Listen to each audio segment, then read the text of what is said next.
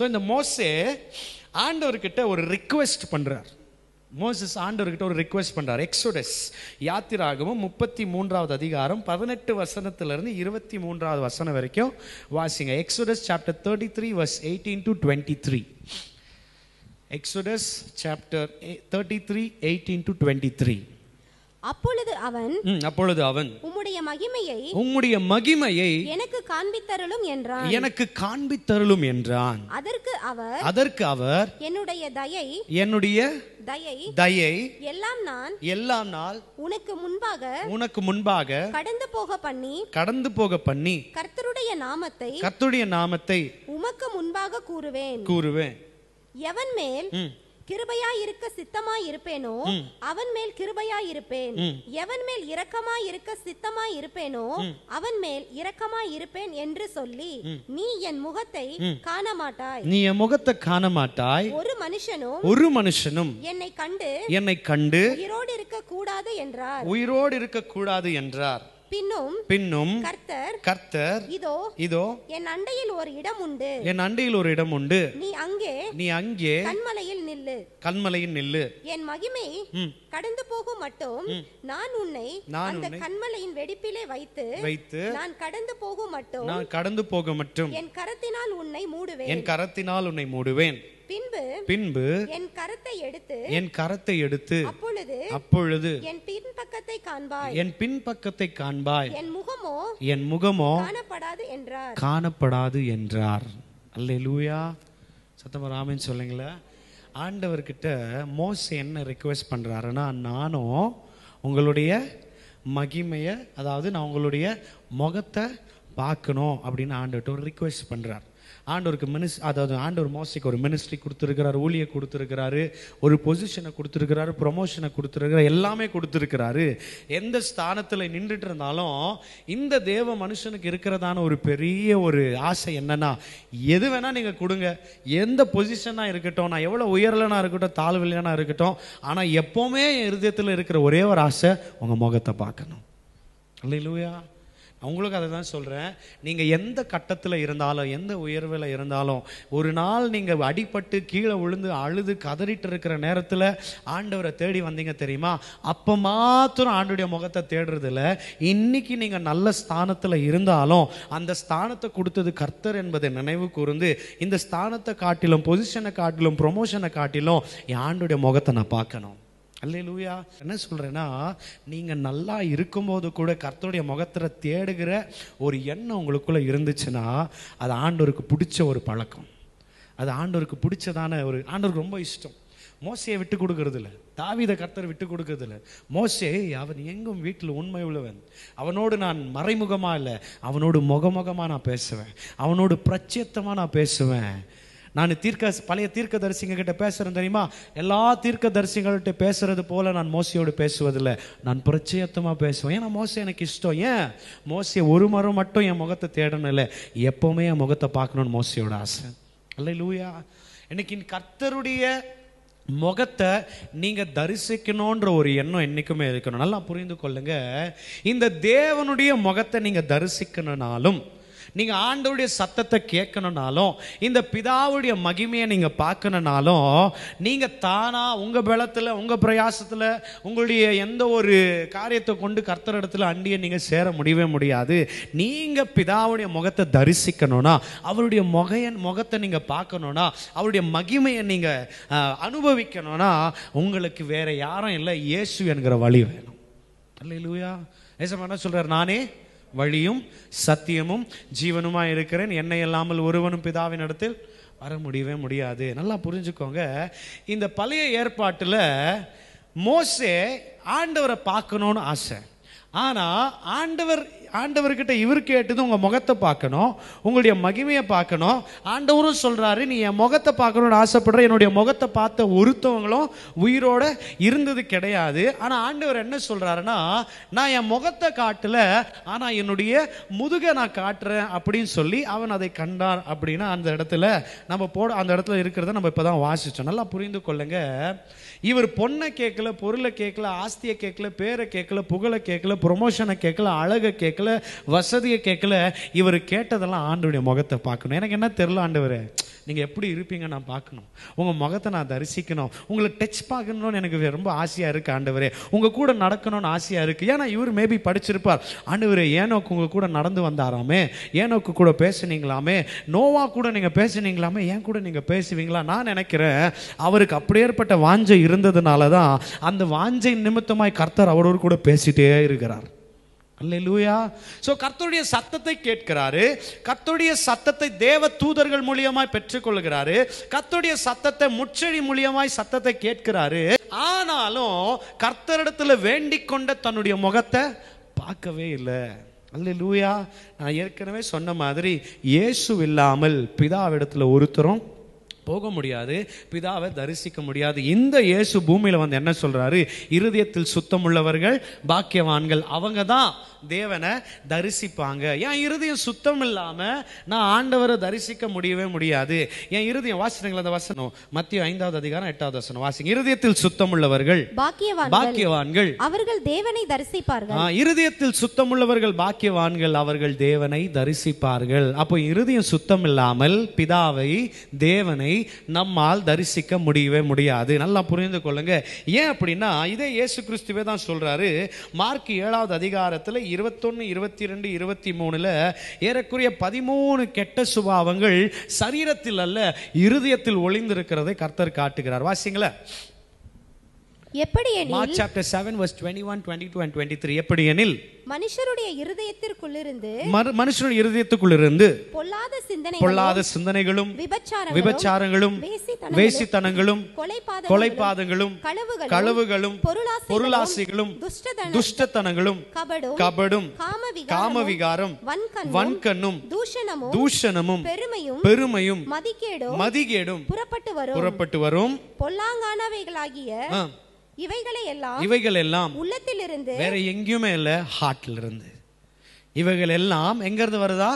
இருதயத்திலிருந்து, உள்ளத்திலிருந்து புறப்பட்டு வந்து மனுஷனை தீட்டுப்படுத்தும். அல்லேலூயா. இதெல்லாம் வேற எங்க இருக்கு? எங்க சொல்றாருமா? ஹார்ட்ல ஒளிஞ்சிருக்கான். இந்த ஒரு கெட்ட 13 சுபாவங்கள் இருதயத்திலிருந்து புறப்பட்டு வந்து மனுஷனை தீட்டுப்படும். It shall defile human. இந்த காரியம் உள்ளத்தில் வைத்து கொண்டு நான் ஆண்டவரை பார்க்கணும்னு ஆசைப்படுறது ரொம்ப தப்பு. இந்த மாதிரி விஷயத்தை நான் ஓவர் கம் பண்ணாத, இதை நான் ஜெயிக்காம ஆண்டவரை பார்க்கணும். அவங்கக்கிட்டலாம் ஆண்டவர் போய் பேசுறாரு, என்கிட்ட பேச மாட்டுறாரு. அவங்களுக்கெல்லாம் அபிஷேகம் கிடைக்குது, எனக்கு ஏன் கிடைக்க மாட்டேங்குது? நான் எவ்வளோ நாள் காத்திருக்கிறேன், எவ்வளோ நாள் ஜெபிக்கிறேன், எவ்வளோ நாள் உபவாசப்படுறேன், அது இல்லை முக்கியம். அவர் விரும்புகிற பிரகாரம் பரிசுத்தமாக வாழணும்னு சொல்லி அவருக்கு பிடிக்காத காரியத்தை தூக்கி போட நினைக்கிறோமா? அவருக்கு பிடிக்காத தூக்கி போட நம்ம ஆயத்தமாக இருக்கிறோமா? இருதயத்தில் சுத்தமுள்ளவர்கள் பாக்கியவான்கள். அந்த இருதயம் கர்த்தருக்கு ரொம்ப முக்கியம். இந்த இருதயத்தில் இதெல்லாம் ஒளிஞ்சிருக்குப்பா. இந்த இருதயம் சுத்தம் இல்லாமல் ஒருவனும் பிதாவை பார்க்க முடியாது, ஒருவனும் தேவனை தரிசிக்க முடியாது. இந்த இருதயத்தை மாற்ற தான் நம்ம இயேசு கிறிஸ்து வந்தார். அல்லேலூயா. அடுத்து என்ன தெரியுமா சொல்றாருங்க? இதே இயேசு கிறிஸ்து யோவான் 7வது அதிகாரம், ஜான் சாப்டர் 7 38 வசனத்தை வாசிங்களா. John chapter 7 verse 38. யோவான் 7வது அதிகாரம் 38 வசனம். வேத வாக்கியம் சொல்லுகிறபடி என்னிடத்தில் விசுவாசமாய் இருக்கிறவன் எவனோ, என்னை பிலீவ் பண்றவங்க, என்னிடத்தில் விசுவாசமாய் இருக்கிறவங்களுக்கு அடையாளம் என்னன்னா, விசுவாசிக்கிறவர்கள் கீழ்ப்படிவார்கள், விசுவாசிக்கிறவர்கள் கேட்ட வார்த்தைகளுக்கு கை கொண்டு கீழ்ப்படிவார்கள். அப்படி விசுவாசிக்கிறவர்களுடைய எவனோ விசுவாசிக்கிறவர்கள் எவனோ, அவன் உள்ளத்திலிருந்து, அவன் இருதயம் என்கிற உள்ளத்திலிருந்து ஜீவ தண்ணீர் உள்ள நதிகள் ஓடும் என்றார். இப்போ பரிசுத்த ஆவியானுடைய ஜீவ ஜலம் இந்த இருதயத்துக்குள்ள வருமா? எப்ப சொல்றாருன்னா, என்னை விசுவாசிக்கணும், நான் சொல்ற சத்தியத்துக்கு கீழ்ப்படினோம், என் உபதேசத்தை கீழ்ப்படினோம், நான் சொல்ற வார்த்தைக்கு கீழ்ப்படினோம். யோவான் 14வது அதிகாரம் 23 வசனத்துல என்ன சொல்லுதுன்னா, ஒருவன் என்னில் அன்பா இருந்தால், வாசிங்களா, நம்ம அடிக்கடி சொல்ற வார்த்தை. யோவான் 14வது அதிகாரம் 23 வசனம். இயேசு அவனுக்கு பிரதியுத்தரமாக, ஒருவன் என்னில் அன்பா இருந்தால், பாருங்க, ஒருவன் என்னில் அன்பா இருந்தால் அவன் என் வசனத்தை கைக்கொள்ளுவான், அவனில் என் பிதா அன்பா இருப்பார், நாங்கள் அவனிடத்தில் வந்து அவனோடு வாசம் பண்ணுவோம். நல்லா புரிந்து கொள்ளுங்க. என் சத்தத்தை கேட்டு அவர் என்ன சொல்றாரு? If any man loves me, அன்பு என்பது எங்கேருந்து வரும்? இருதயத்தில், ஹார்ட்லேருந்து வரும். ஒருவன் என்னில் அன்பா இருந்தால் அவன் என் வசனங்களுக்கு கை கொள்ளுவான். அதாவது he will obey my teachings. Okay, if anyone loves me, மனுஷனுடைய ஹார்ட்டை பற்றி பேசுகிறாரு. he will obey my teachings, என்னுடைய வசனங்களுக்கு கீழ்ப்படிவா, அவன் பேரில் என்னுடைய பிதா அன்பா இருப்பாரு. இப்போ அவருடைய அன்புனா எதை குறிக்குது? அவருடைய ஹார்ட்டை குறிக்குது. ஏன் ஹார்ட்டும் அவர் ஹார்ட்டை பற்றி இந்த வசனத்தில் பேசுது. அன்பா இருந்தால் வசனத்துக்கு கை கொள்ளுவான், பின்பு என் பிதா அவன் பேரில் பிரியமா இருப்பார். அப்போ நாங்கள் அவனுக்குள்ள வாசம் பண்ணுவோம். ஆண்டவர் ஒரு மனுஷனுக்குள்ள வாசம் பண்ணுவாருன்னா அழுக்கு நிறைஞ்ச இருதயத்தில் பரிசுத்தம் உள்ள தேவன் வர முடியாது. ஆனால் உள்ள வர முடியும் அப்படின்னு அவரே சொல்றாருன்னா அந்த இருதயம் பரிசுத்தம் அடைஞ்சா மட்டும்தான் அவர் உள்ள வர முடியும்.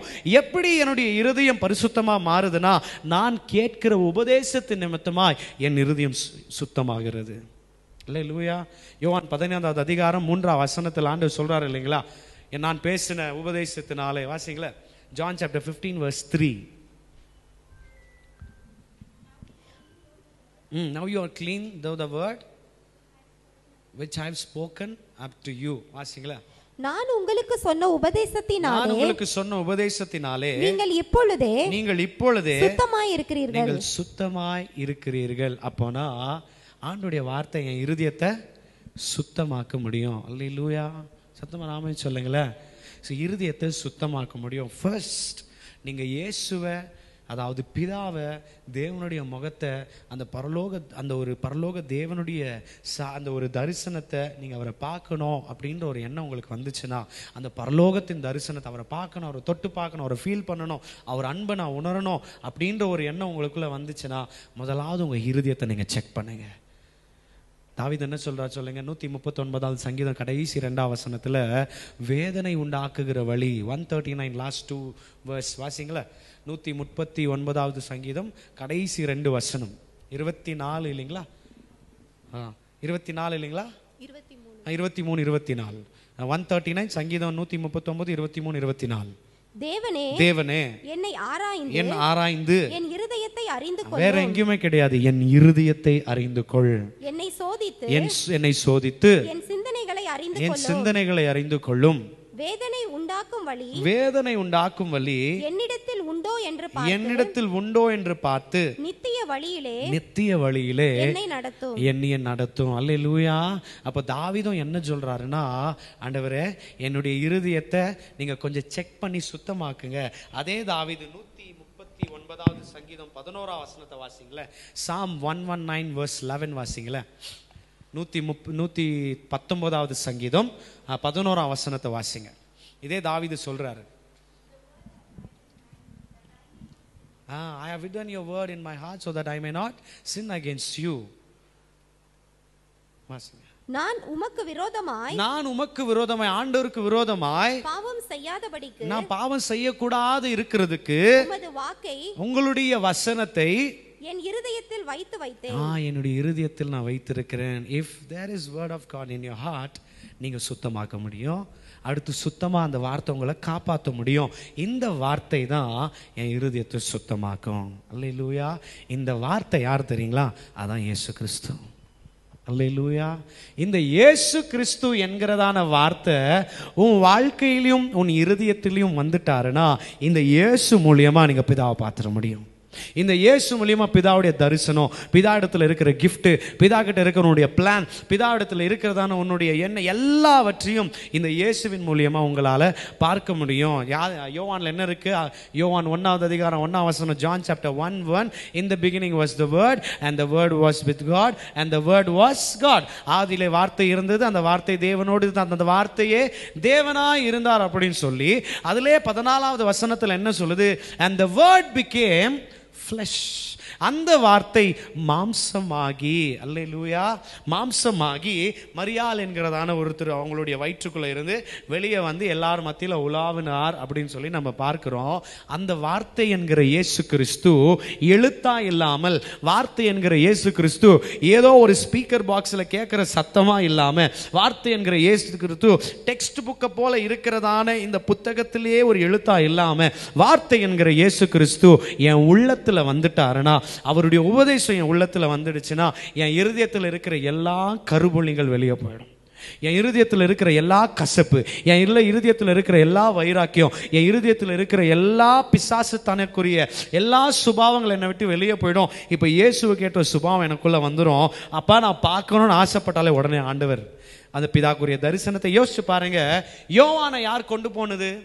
பிதா வைத்திருக்கிற மறைத்து வைத்திருக்கிறதான தரிசனங்களை யார் யோவானை யார் கூட்டிட்டு போனது? இயேசு கிறிஸ்து கூட்டு போனது. அவர் தான் கையை பிடிச்சு கொண்டு வராப்பா, பிதா மறைச்சு வச்சிருக்கிற ரகசியத்தை உனக்கு காட்டணும்னு ஆசைப்படுறேன், ஆனா நீயா பார்க்க முடியாது, நான் உன் கூட இருந்தாதான் நீ பார்க்க முடியும் சொல்லி குமாரனாகிய இயேசு கிறிஸ்து தான் யோவானை கொண்டு போய் அந்த தரிசனத்தை காண்பிக்கும்படி உதவி செய்கிறாரு. இன்றைக்கும் இந்த குமாரனாகிய இயேசு கிறிஸ்துவோட உபதேசத்துக்கு நீங்க கீழ்ப்படியாம பிதாவை தரிசிக்க முடியாது, பிதாவிடத்துல போய் சேர முடியாது, பிதா உங்களுக்குன்னு வச்சிருக்கிற எந்த ஒரு ரகசியத்தையும் நீங்க பெற்றுக்கொள்ள முடியாது. அல்லேலூயா. என் வாழ்க்கைக்கு ஆண்டவர் என்ன வச்சிருக்கிறார் தெரியலனா, நான் எவ்வளோ ட்ரை பண்றேன், அவர் என்னதான் வச்சிருக்காரு எனக்கு தெரியல, எங்க தான் என் வாழ்க்கை போய் முடியுதுன்னு தெரியல, அவர் என்ன பிளான் வச்சிருக்காரு, என்ன திட்டம் வச்சிருக்கிறாரு, நான் என்ன செய்யணும் ஒண்ணுமே எனக்கு புரியல, என் வாழ்க்கை தாறுமாறா போயிட்டு இருக்கு. ஓகே, பிதா கிட்ட ஒன்று உங்களுடைய பிளானை நீங்க வாங்கி கொள்வதற்காக நீங்க என்ன செய்கிறீங்க? பிதாவிடத்திலிருந்து உங்களுக்கு வைத்திருக்கிற திட்டத்தை நீங்க பெற்றுக்கொள்ளணும். எரேமியா 29:13 அவர் தான் சொல்றாரு, உங்கள் பேரில் நான் ஒரு நினைவை வைத்திருக்கிறேன். I have a plan for you, plan to prosper but not to harm you. உங்களுக்குன்னு ஒரு திட்டத்தை வச்சிருக்கிறேன், அது தீமைக்குள்ள நன்மைக்கு. அவர் சொல்றாரு, நான் வச்சிருக்கிறேன் சொல்றாரு. எரேமியா 29:11 இதே தேவன் எரேமியா 33:3 என்ன சொல்றாருன்னா, என்னை கூப்பிடுன்றார். Call unto me and I will answer you and I will show you greater things which you do not know. உனக்கு தெரியாததும் உனக்கு எட்டாததும். வாசிங்களா 33:3 எரேமியா 33:3 என்னை நோக்கி கூப்பிடு, அப்பொழுது நான் உனக்கு உத்தரவு கொடுத்து நீ அறியாததையும் உனக்கு எட்டாததுமான பெரிய காரியங்களை உனக்கு நான் அறிவிப்பேன். இதை தான் பவுல் சொல்றாரு, கர்த்தரை நேசிக்கிறவர்களுக்கு வைத்திருக்கிற காரியங்களை கண் பார்க்கல, காது கேட்கல, இருதயத்திலும் தோன்றவும் இல்லை. அவர் வச்சிருக்கிறத ஆனா அதை கண்டுபிடிக்கணும் அப்படின்னா அவர் என்ன சொல்றாரு, என்னை நீ கூப்பிடணும், அது ப்ரே பண்ணணும், என்கிட்ட நீ ப்ரே பண்ணணும். நல்லா புரிந்து கொள்ளுங்க, பிதாவிடத்திலிருந்து நான் ஒரு காரியத்தை பெற்றுக்கொள்ளணும், பிதாவை நான் பார்க்கணும், பிதாவை தரிசிக்கணும், பிதாவை உணரணும், பிதா வைத்திருக்கிற தரிசனங்களை பார்க்கணும் அப்படின்னு உங்களுக்கு ஆசை இருந்துச்சுன்னா நீங்க ப்ரே பண்ணணும். நீங்க ப்ரே பண்ணி ஜெபம் பண்ணணும். அந்த ப்ரேயரும் இயேசு இல்லாத ஒன்றும் நடக்காது. அல்லேலூயா. அந்த பிரேயரும் இயேசு இல்லாத ஒன்றும் நடக்காது. இன்னைக்கு எல்லாம் எவ்வளோ பெரிய மீட்டிங், எவ்வளோ பெரிய கான்ஃபரன்ஸ், எவ்வளோ பெரிய ஊழியம், எவ்வளோ பெரிய ஒரு ஜப கூட்டம், எவ்வளோ பெரிய உபவாச மீட்டிங் நடந்தாலும் இந்த நேம் ஆஃப் ஜீசஸ் இல்லாமல் நடக்கவே நடக்காது. நீண்ட ஜெபத்தை ஜெபிச்சுட்டு இயேசுவின் நாமத்தினால ஜெபிக்கிறேன் எங்கள் நல்ல பிதாவே. I ask this in the precious name of Jesus. Without the name of Jesus, இயேசுன்ற பேர் இல்லாம பிதாவை பார்க்க முடியாது, கேட்க முடியாது, பிதா கிட்ட ஒரு தரிசனத்தையும் வாங்கி கொள்ள முடியாது. இன்றைக்கு என்னுடைய கேள்வி, குமாரனாகிய இயேசு கிறிஸ்துவின் உபதேசத்துல நீங்களும் நான் நடக்கிறோமா? குமாரனாகிய இயேசு கிறிஸ்துவோடைய உபதேசத்துல நீங்களும் நானும் நிக்கிறோமா, கீழ்ப்படுகிறோமா? அவர் சொல்லி கொடுத்திருக்கிற ஒவ்வொரு கட்டளைகளையும் பிரமாணங்களையும் கீழ்ப்படுகிறோமா? உலகத்தை வெறுத்திருக்கிறோமா? எதிரியை நேசிக்கிறோமா? என்னை துன்பப்படுத்துறவர்களுக்காக ஜெபம் பண்றோமா? ஏன் அவர் எப்படி இழந்த மனுக்குலத்தை மறுபடி பிதாவோடு ரிகன்சில் பண்ணாரோ, ஒப்புரவாக்கினாரோ, நீங்களும் நானும் அப்படிப்பட்ட ஊழியத்தை செஞ்சுட்டு இருக்கிறோமா? அவர் விரும்புகிறதான இயேசு சொன்னதான ஒரு காரியத்துல நடக்காம எப்படி பிதா கிட்ட இருந்து உங்களுடைய காரியத்தை பெற்றுக்கொள்ள முடியும்? அவர் சொல்ற வசனத்துல நடக்க எனக்கு விருப்பம் இல்லை, ஆனா அவர்கிட்ட இருக்கிற கிஃப்ட் மட்டும் எனக்கு வேணும். நல்லா கொடுப்பார். அவர் கொடுக்க மாட்டார். அவர் சொல்றார், பிதா கிட்ட போனோம்னா நான் இல்லாம உன்னால ஒன்றும் பண்ண முடியாது. ஆண்டவர் என்ன சொல்றார் இல்லைங்களா, என்னில் நிலைத்திரு, அப்பொழுது நீங்கள் மிகுந்த கனிகளை கொடுப்பீங்க, என்னில் நிலைத்தராத கொடிகளோ வெட்டி போட்டுருவாரு, என்னை இல்லாமல் உங்களால ஒன்றும் செய்ய முடியாது. Without me you can do nothing. அவர் வேணும், அவர் இல்லாம ஒண்ணுமே பண்ண முடியாது. ஆனா பழைய ஏற்பாட்டுல இயேசு இல்லை, ஆனா மோசேக்கு பிதாவை பார்க்கணும்னு ஆசை.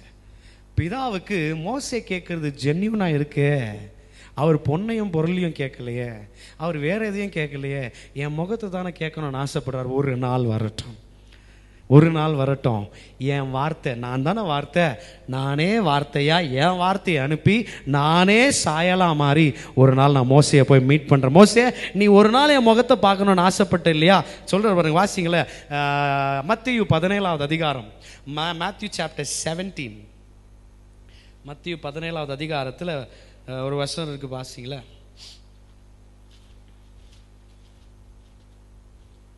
17வது அதிகாரத்தில் 2ஆம் வசனத்திலிருந்து வாசிங்க. மேத்யூ சாப்டர் 17 verse 2 onwards, 2லிருந்து வாசிங்களேன். அவர்களுக்கு முன்பாக, அதாவது சீஷர்களுக்கு முன்பாக மறுரூபமானார். யாரு? இயேசு கிறிஸ்து மறுரூபமானார். 1லிருந்து வாசிங்க, அப்பதான் புரியும். 6 நாளுக்கு பின்பு இயேசு பேதுருவையும், இயேசு வேற யாரும் கிடையாது, வார்த்தை என்கிற இயேசு, வேர்ட் என்கிற ஜீசஸ், இயேசு பேதுருவையும் யாக்கோபையும் அவனுடைய சகோதரனுமாகிய யோவானையும் கூட்டிக் கொண்டு தனித்திருக்கும்படி உயர்ந்த மலைகளின் மேல் போய் அவர்களுக்கு முன்பாக மறுரூபமானார், டிரான்ஸ்ஃபார்ம் ஆனார், மறுரூபமானார். அவருடைய முகம் சூரியனைப் போல பிரகாசித்தது. அவர் வஸ்திரம் வெளிச்சத்தைப் போல வெண்மையாயிற்று. அப்பொழுது மோசேயும் எலியாவும் அவரோடே பேசுகிறவர்களாக அவர்களுக்கு காணப்பட்டார்கள். வீட்டில் வாசிச்சு கொள்ளுங்க, சத்தமா ஆமென் சொல்லுங்களேன்.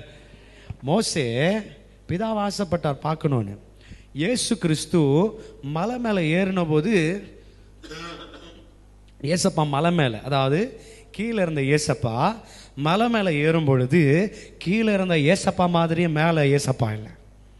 when he climbed the mountain, அவர் மலையில ஏறின உடனே அவர் வேற ஏசப்பாவா மாறிட்டார், அவர் வேற ஜீசஸா மாறிட்டார். அதான் சொல்லுது, அவர் மேலே போன உடனே அவர் மறுரூபம் ஆயிட்டாரு.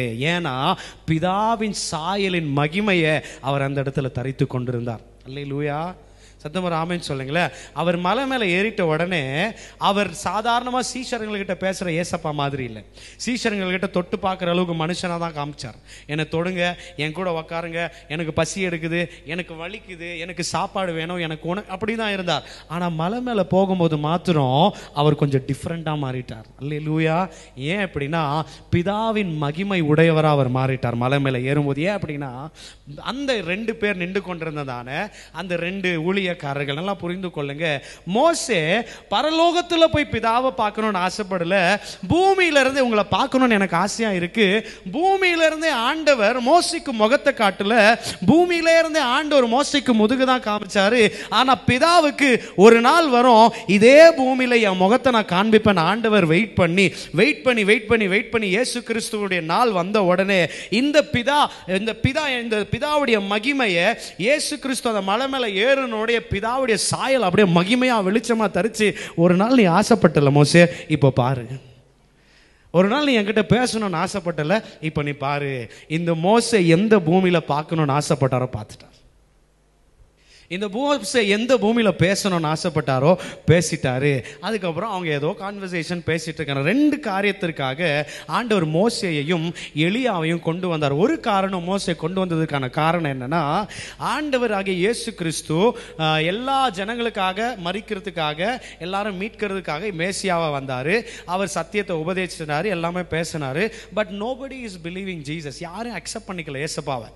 அவர் எதனா பேச போனா எங்கள் மோசே, அவர் எதனா சொன்னா எங்கள் மோசே, அவர் எழுதியிருக்கிறாரு, அவர் எங்களுக்கு சொல்லியிருக்கிறார், எங்கள் மோசையிலும் நீ பெரியவரா, எங்கள் ஆபிரகாமிலும் நீ பெரியவரா அப்படின்னு சொல்லி என்ன பண்றாங்க, மோசையே ஹைலைட் பண்ணி ஜீசஸ் ஹைலைட் பண்ண மாட்டாங்க.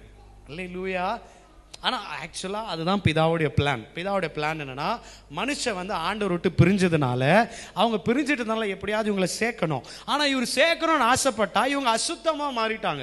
இவங்க இருதயத்தில் சுத்தம் இல்லாத மாறிட்டதுனால, ஐயோ என் பிள்ளைகிட்ட பேசணும்னு இவன் ஆசையாக போனாலே செத்துருவாங்க.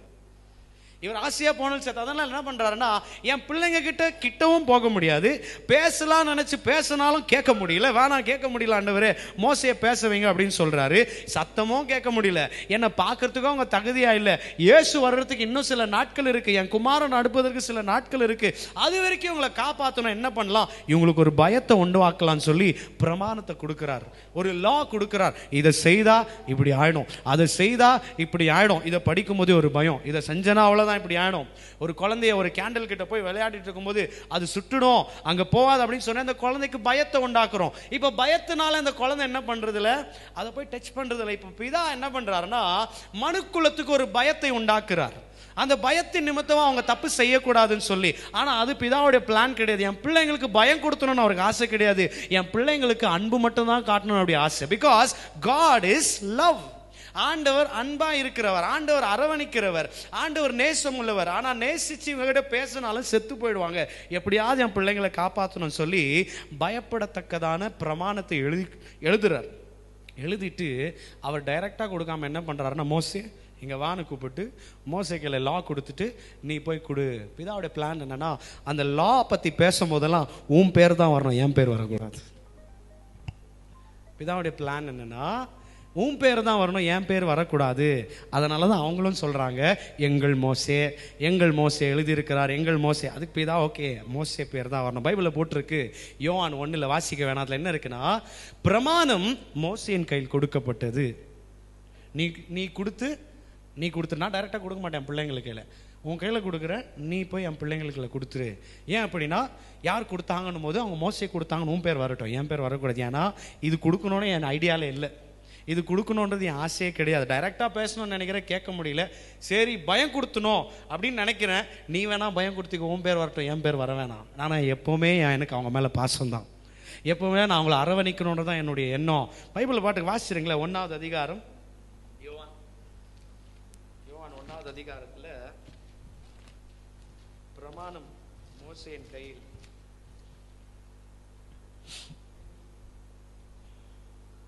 பதினேழாவது வசனத்தை வாசிங்க. 1:17. எப்படியெனில் நியாயப்பிரமாணம் மோசேயின் மூலமாய் கொடுக்கப்பட்டது. சொல்லு பாருங்க, மோசேயின் மூலமாய் கொடுக்கப்பட்டது. கிருபையும் சத்தியமும் இயேசுவின் மூலமாய் உண்டாயின. கிருபை சத்தியம், இந்த கிருபையும் இந்த சத்தியத்தின் நிமித்தமா தான் இன்னைக்கு நீங்களும் நானும், பிதாவே இயேசு மூலம் கேட்குறேன் எனக்கு இதை செய்யுங்க அப்படின்னு சொல்லி ஒரு பிரீஸ்ட் மூலியமா போறது கிடையாது, டைரக்டா பிதா கிட்டே பேசுறோம். அல்லேலூயா. டைரக்டா பிதாகிட்டே கேட்குறோம். அவர் என்னவா வந்தாராம், கிருபையும் சத்தியமா. மோசே பிரமாணம் வந்து மோசே கையில கொடுத்துருன்னு சொன்னாரு, ஆனா கிருபை சத்தியம் இவரே வந்துட்டாராம். இவரே இறங்கி வந்து இவரே கிருபையை கொடுத்துட்டு, நானே சத்தி நானே வழி எல்லாமே சொல்லிட்டு என்ன சொல்றாருன்னா, இப்போ டைரக்டா நீங்க பிதா கிட்ட பேசலாம், என்ன மாற்றம் ஏற்றுக்கொள்ளுங்க, என்ன மாத்திரம் பிலீவ் பண்ணிங்க, என்னை வச்சு நீங்க என்ன வேணா செய்யலாம். அது சொல்ற, என்னை இல்லாமல் உங்களால ஒண்ணுமே செய்ய முடியாது. அப்படியா இவர்கள் மோசே மோசே மோசே மோசே நாங்க தெரியுமா, மோசேடைய சத்தத்தை கேட்கறாங்க, ஏசப்பாவுடைய சத்தத்தை கேட்கல. மறுரூப மலையில இறங்கி வந்த உடனே என்ன நடக்குன்னா, மோசே முகத்தை பார்க்கிறாரு, மோசேக்கிட்டையும் பேசுறாரு, மோசேக்கு கொஞ்சம் ஜாலி ஆயிட்டாரு, ஹாப்பி ஆயிட்டாரு. அப்போ கேட்டது இப்போ நிறைவேறிச்சப்பா அப்படின்னு சொல்லி அவரும் கொஞ்சம் சந்தோஷம் ஆயிட்டாரு, எலியாவும் பார்த்துட்டாரு. அடுத்து நடந்த சம்பவம் என்னன்னா, திடீரென்று வானத்துல இருந்து ஒரு சத்தம் வருது. என்ன சத்தம் வந்துன்னா, இவர் என்னுடைய நேசகுமாரன், இவரில் நான் பிரியமா இருக்கிறேன்னு சொல்லிட்டு அதோட விடல, அவர் சத்தத்தை ஒழுங்கா கேளுங்கன்றார். மோசே மோசே மோசே நான் சொல்றீங்க, மோசே பக்கத்துல வச்சே சொல்றேன், மோசே இல்ல, நடுவில் நிக்கிற இயேசுவின் சத்தத்தை கேளுன்னு மேல சத்தம் வருது. ஏன் அப்படின்னா, நீங்க மோசே மோசேன்னு தானே சொல்றீங்க. இப்ப சீஷர்கள் என்ன பார்த்துட்டாங்கன்னா, இவ்வளவு நாள் நாங்க மோசே சத்தம் தான் பெருசுன்னு நினைச்சிட்டு இருந்தோம், ஆனா மோசேயவே கம்மியாக்கி மோசேயவே ஒண்ணுமில்லாத செய்து மோசே அமைதியா இருக்க வச்சுட்டு நடுவில் இருக்கிற ஏசப்பா சத்தத்தை கேளுன்னு மேல இருக்கிற பிதா சொல்றாரு. அப்போ மோசேயிலும் இயேசு பெரியவர். அல்லேலூயா. அந்த ஒரு காரணத்துக்காக பிரமாணத்தை காட்டிலும் மோசையை காட்டிலும் அனுப்பப்பட்டிருக்கிற குமாரனாகிய இயேசு கிறிஸ்து தான் பெரியவர் என்பதை நிரூபிப்பதற்காக அந்த இடத்துல மறுரூபமானார். 1. 2வது, அவர் மறுரூபம் ஆகும் பொழுது கீழே நிற்கிற சீஷர்களுடைய இயேசுவா இல்ல, மேல நிற்கிற மோசே ஆசைப்பட்ட பிதாவின் ரூபத்தை கொண்ட இயேசுவா அவர் அந்த இடத்துல நின்று மோசே கிட்ட அவர் பிரத்யட்சமாய் அவர் வெளிப்படுத்தினவராக அவர் காணப்பட்டார். அல்லேலூயா. நல்லா புரிந்து கொள்ளுங்க, தேவனுடைய சாயலை மோசே அந்த காலத்துல கேட்டாலும் அதை நிறைவேற்றுவதற்கும் இயேசு வேணும்.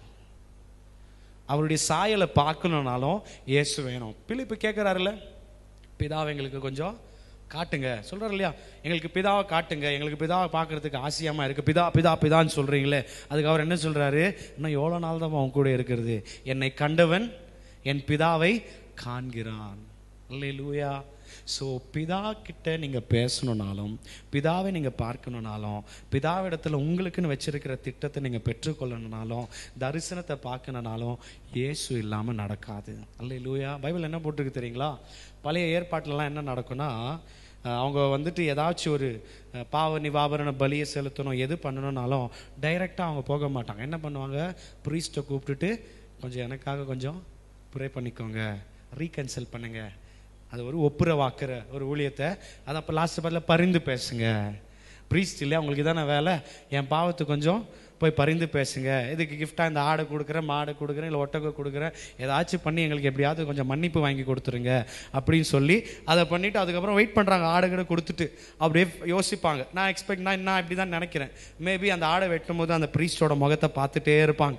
இவர் கோபமாக மாறுதா, இல்லை துக்கமாக மாறுதா, பிதா ஓகே சொல்லிட்டாரா, இல்லை நோ சொல்லிட்டாரா, என்னை மன்னிச்சிட்டாரா, 100% இருந்திருக்கும். என்னை மன்னிக்காமல் போயிட்டாரா, ஓகே என்ன சொன்னார், என்ன ஃபீல் ஆச்சு உங்களுக்கு, பிதா என்ன சொன்னார், இல்லைப்பா உன்னை மன்னிச்சிட்டார் போப்பா. பழைய ஏற்பாட்டில் ப்ரீஸ்ட் தேவை, ஆனால் புதிய ஏற்பாட்டில் ப்ரீஸ்ட் வேணாம், எனக்கு இயேசு இருந்தாலே போதும். அல்லேலூயா. இந்த இயேசு கிட்ட என்னாச்சுன்னா, இவர் அவர் ரத்தத்தை சிந்தி, அவரே ஆட்டுக்குட்டியாக அவரை மாறி, அவரே பிரதான ஆசாரியராக மாறி, அவர் ரத்தத்தை எடுத்துட்டு பிதா கிட்ட போய், இவங்களுக்காக செத்து போயிட்டேன்ப்பா, இவங்களுக்காக உயிரை கொடுத்துட்டேன், இதுக்கு மேலே கீழே இன்னொரு ப்ரீஸ்ட் எல்லாம் ரெடி பண்ண போகாதீங்க, நான் உங்கள் பக்கத்தில். அதுவும் எப்படி தெரியுமா, எல்லாம் புரிஞ்சுக்கோங்க. இப்போ இந்த ப்ரீஸ்ட், இந்த ஆசாரியர்கள் பரிந்து பேசிட்டே இருக்கணும் ஜனங்களுக்காக. இயேசு கிறிஸ்து பரிந்து பேசுகிற ஒரு ஊழியத்தை தான் செய்வார். பழைய ஏற்பாட்டில் என்ன நடக்கும்னா, வெளியில் இருக்கிற ப்ரீஸ்ட் என்ன பண்ணுவாங்க, வருஷத்துக்கு ஒரு முறையோ என்னமோ அந்த ஒரு பலியை செலுத்தி அந்த ரத்தத்தை எடுத்துட்டு என்ன பண்ணுவாங்க, நேராக உள்ளே போய் அந்த உடன்படிக்கை பெட்டி மேலே பூசி மன்னிப்பை வாங்கி கொடுத்துருவாங்க. தேசத்துக்கும் ஜனங்களுக்கும் ஒவ்வொருக்கும் மன்னிப்பு வாங்கி கொடுத்துருவாங்க. வருவாங்க, மன்னிப்பு வாங்கி கொடுவாங்க, வெளியே போயிடுவாங்க. வருவாங்க, மன்னிப்பு வாங்கி கொடுப்பாங்க, வெளியே போயிடுவாங்க. நல்லா புரிந்து கொள்ளுங்க, ஒரு மனுஷனுடைய ரத்தமாகிலும் சரி, ஒரு மிருகனுடைய ரத்தமானது பூமியில் சிந்தப்பட்டதுக்கு பிற்பாடு 5 செகண்ட்ஸ் மேலே அது உயிரோடு இருக்காது. நான் நிறைய முறை அதை எடுத்துருக்கிறேன். 5 செகண்டுக்கு மேலே அதுக்கு உயிர் இருக்காது. அது உயிர் வேணும்னா என்ன பண்ணணும்னா, அதனால தான் பிளட் டெஸ்ட் பண்ணும்போது என்ன பண்ணுறாங்க, பிளட் எடுத்துகிட்ட உடனே அதை ஷேக் பண்ணிகிட்டே இருப்பாங்க. அதை நீங்கள் டெஸ்ட் எடுக்கும் போது கூட என்ன பண்ணுவாங்கம்மா, அதை ஷேக் பண்ணியே தான் டெஸ்ட் எடுப்பாங்க. ஏன்னா அது உயிர் இருந்துகிட்டே இருக்கணும். ஏன்னா நம்ம உடம்புல ஒரே இடத்துல ரத்தம் நிற்கல, ஓடிட்டே இருக்கிறதுனால தான் உயிர் இருக்குது. அப்போ இந்த மிருகத்தின் ரத்தமானது சிந்தப்பட்ட உடனே எடுத்துகிட்டு போய் நேராக பூசுகிறாங்க. பூசிட்ட உடனே கொஞ்ச நேரத்தில் அது செத்து போன ரத்தம் வெறிய ஞாபகத்துக்கு, ஓகே இவங்களுக்காக பாவத்துக்காக அடிக்கப்பட்டுச்சு சொல்ல ஞாபகத்துக்காக அந்த ரத்தத்தை பூசிட்டு வந்துடுவாங்க. ஆனால் அந்த ரத்தம் உள்ளே இருந்து வெறிய கலராக இருக்கும், இல்லை கொஞ்ச நாளுக்கு அப்புறம் கருப்பாக மாறிடுமே தவிர அதுலேருந்து எந்த ஒரு லைஃபு கிடையாது, எந்த ஒரு வாய்ஸில் எதுவுமே பேசுறது கிடையாது. ஆனால் இயேசு கிறிஸ்துவோடைய ரத்தம் இன்னைக்கு வரைக்கும் பேசிட்டு இருக்கான். அது இன்னைக்கு வரைக்கும் பேசிக்கொண்டே இருக்கான். இவர் என்ன பண்ணார், தன்னுடைய ரத்தத்தை சிந்தி ஒரு ஆசாரியர்கள் எடுத்துகிட்டு போய் உள்ளே பூசுகிற மாதிரி அவரே ஆட்டுக்குட்டியா செத்து போய் அவரே ஆசாரியனாய் அவருடைய ரத்தத்தை எடுத்துட்டு நேரா உள்ள போய் என்ன பண்றாரு, அந்த உடன்படிக்கை பெட்டியில தன்னுடைய ரத்தத்தை பூசுறார். ஆட்டு ரத்தம் கொஞ்ச நேரத்துக்கு அப்புறம் செத்து போகுது, அது மறுபடியும் பேசவே பேசாது. அவர் பூசிட்டு அவரும் வெளியே வந்துட்டு அவருடைய ரத்தத்தை பூமியில செய்ய வேண்டிய எல்லாத்தையும் செஞ்சுட்டு அவர் பரலோகத்தில் போயிட்டார். என்ன பிளான் அப்படின்னா, என் ரத்தம் பூமியில் வச்சுட்டு வந்துக்கிறேன், கொஞ்சம் நீங்கள் டெஸ்ட் பண்ணிங்கன்னா அந்த ரத்தம் பேசிகிட்டே இருக்கும், மன்னிச்சிருங்க மன்னிச்சிருங்க மன்னிச்சிருங்க மன்னிச்சிருங்க மன்னிச்சு.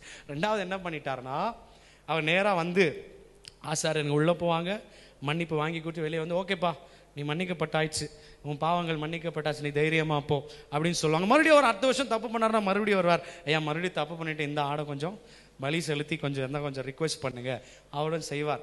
ஏசப்பா என்ன பண்ணிட்டார்னா, வந்து போகிற ஆசாரியனா இல்லை, அவர் நேராக போய் பிதாவுடைய உடன்படிக்கை பெட்டி என்பது பிதாவுடைய பிரசனம், அவர் உள்ளே என்ன பண்ணிட்டார்னா அப்படியே அங்கே போய் செட்டில் ஆகிட்டாராம். பிதா போப்பா வெளியில் ஆகாது, இங்கே தான் நான் நிற்பேன், இங்கே தான் நிற்பேன், அவங்களுக்காக உயிர் கொடுத்துட்டேன். அதுக்கு அடையாளமாக தான் பைபிளில் போட்டிருக்கு, பிதாவின் வலது பரிசம் இயேசு கிறிஸ்து வீட்டிலிருந்து என்ன பண்ணிட்டு இருக்கிறாரா, பரிந்து பேசிட்டு இங்கேயே நின்றுட்டு இருக்கிறாரா. நின்றுட்டு இருந்து அவங்க செய்யும்போது உங்களுக்கு எந்த டைமில் கோபம் வரும்னு எனக்கு தெரியாது. எனக்கு தெரியும் உங்களை பற்றி. அடிக்கடி நீங்கள் கோவப்படுறவீங்க. அவன் எதனா தப்பு செஞ்சுட்டா உடனே கோவப்படுவேன்.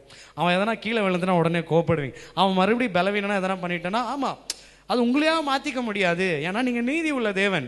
தப்பு செஞ்சால் உங்களுக்குள்ளே இருக்கிற அக்கினி அப்படியே ஃபயராக வெளியே போய் எங்களை சாகடிச்சிடணும். அதனால் நான் வெளியே போக மாட்டேன். நான் என்ன பண்ணுறேன்னா, இங்கேயே ஜட்ஜ்மெண்ட் வர வரைக்கும் நான் இங்கேயே உட்காந்துருக்கிறேன். நீங்கள் கோபப்படும் போதெல்லாம் அப்படியே உங்களை கொஞ்சம் காமாக்குறேன். அப்படியே உங்களுக்கு கொஞ்சம் காமாக்கிட்டு என்ன சொல்கிறேன், சப்பா பிதாவே அவங்களுக்காக நான் மறிச்சிட்டேன். என்ன டவுட்டாக இருக்கா, கீழே பாருங்க ரத்தம் இன்னும் உயிரோடு இருக்குது, பேசிகிட்டே இருக்குது. அல்லேலூயா. அதனால தான் பைபிள் என்ன போட்டிருக்கு, இப்பொழுது நமக்கு ஆசாரியர்கள் தேவையில்லை, ஒரு திரைச்சாலை, அதாவது ஸ்க்ரீனுக்கு, சிறைச்சாலைக்கு, அந்த ஸ்க்ரீனுக்கு உள்ளே போயிட்டு இருக்கிற உடன்படிக்கை பெட்டிக்குள்ளே எப்படி போகிறது அப்படியெல்லாம் யோசனை கிடையாது. இயேசு ஜீவனை விட்ட உடனே, அவர் ஃபினிஷ்டுன்னு சொன்ன உடனே பைபிள் என்ன போட்டிருக்குன்னா, அந்த ஒரு ஸ்க்ரீன் மேலேருந்து கீழே கிழிஞ்சிடுச்சான். அதாவது அந்த ஆசாரிப்பு கூடாரத்தில் மகா பரிசுத்த ஸ்தலத்துக்குள்ள இவங்க தான் போகணும், அவங்க தான் போகணுன்றது இல்லாமல் என்ன பண்ணி விட்டுட்டாருன்னா, என் பேரை வச்சு, என் ரத்தத்தை வச்சு யார் வேணால் பிதாகிட்ட போகலாம். என் பேரை வச்சு, என் ரத்தத்தை வச்சு யார் வேணால் டைரெக்டாக போய் பேசலாம். பைபிளில் போட்டிருக்கு, ஒரு வசனத்தில் போட்டிருக்கு, கிருபாசனத்தின் அண்டை தைரியமாய் பிரவேசிப்பதற்கு தன்னுடைய ரத்தம் உதவியாக இருக்குது அப்படின்னு போட்டிருக்கு. வாசிங்களேன், 10வது அதிகாரம் 19வது வசனம். Hebrews chapter 10 verse 19. எபிரியர் 10வது அதிகாரம் 19வது வசனம். ஆகையால் சகோதரரே, பாத்தீங்களா, நான் சொல்லல, ஆகையால் சகோதரரே நாங்கள் பரிசுத்த ஸ்தலத்தில் பிரவேசிக்க இயேசுவானவர் தன்னுடைய மாம்சமாகிய திரையின் வழியாய் உண்டு பண்ணினபடிங்களா. அப்படியே வாசிட்டு வாங்களே. அந்த மார்க்கத்தின் வழியாய் பிரவேசிப்பதற்கு அவருடைய ரத்தத்தினாலே நமக்கு தைரியத்தை உண்டாக்கி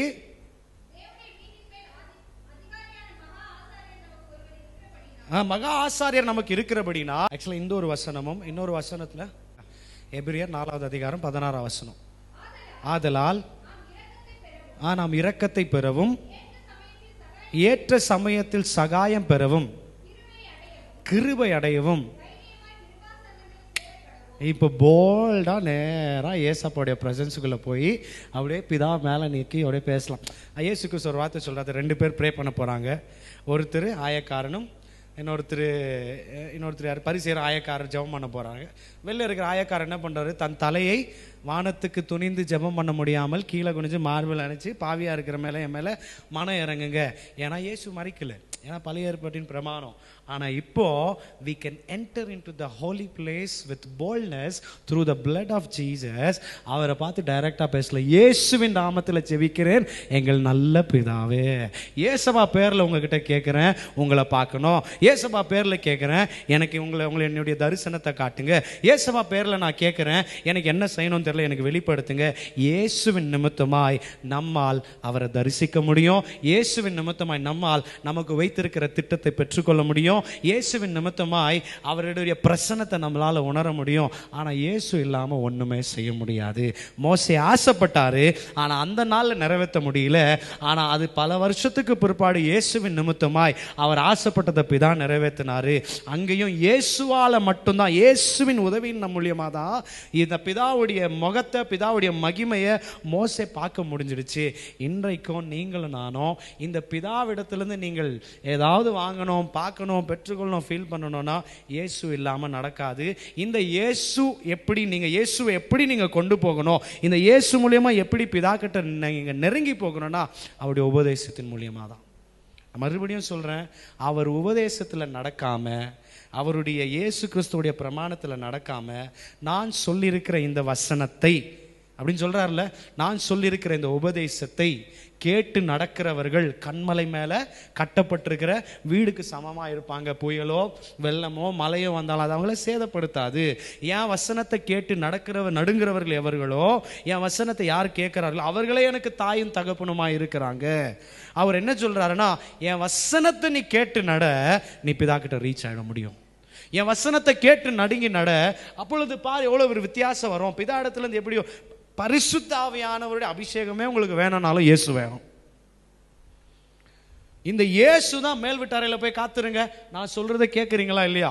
நீங்க மேல் வீட்டாரையில் காத்துருங்க. இயேசுவின் நிமித்தமாய் கீழ்ப்படிந்து இயேசு மேல இருந்து அந்த காற்றின் அபிஷேகத்தை பெற்று அவங்க அப்படி கீழ்ப்படிந்தனால தான் இயேசுவின் மூலியம் அவர் என்ன சொல்றார்? I will send you comforter. இயேசு சொல்ல நான் அனுப்புறேன், நான் பிதாவிடத்துல இருந்து அனுப்புறேன். பிதா கிட்ட இருந்து உனக்கு பரிசுத்தாவி வேணும்னாலும் எனக்கு இயேசு வேணும். இயேசு இல்லாமல் என்னால் ஒன்றுமே பண்ண முடியாது. இன்னைக்கு நாமே ஆராய்ந்து கேட்டுக்கொள்ளணும். இயேசு சொல்லுகிற அத்தனை வார்த்தைகளுக்கும் நீங்களும் நானும் கீழ்ப்படுகிறோமா?